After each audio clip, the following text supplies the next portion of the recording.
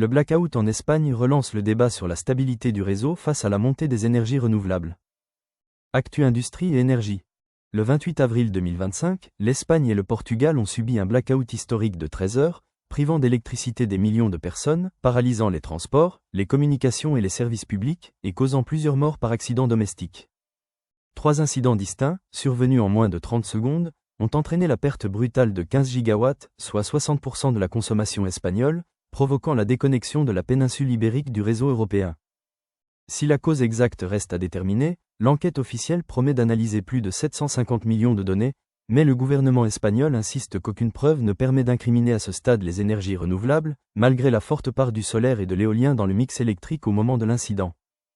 Les experts soulignent cependant que l'essor des renouvelables intermittents rend le réseau plus sensible au déséquilibre de fréquences, et que l'absence de moyens pilotables comme le nucléaire ou l'hydroélectricité peut compliquer la gestion de crise.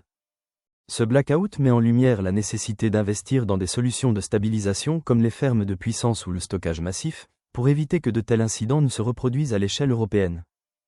Parallèlement, la forte baisse des prix de gros de l'électricité en France et en Europe, avec un MWh à 13,49 €, ne se répercute que lentement sur les factures des particuliers, car les tarifs réglementés évoluent avec plusieurs mois de décalage, généralement en février et en août, et seront aussi impactés par la hausse des taxes prévues début 2025.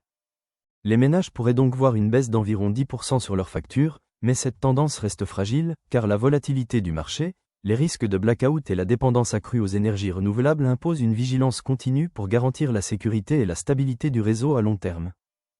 Commentez ci-dessous. N'oubliez pas de cliquer sur « J'aime » et de vous abonner pour suivre l'actualité en temps réel.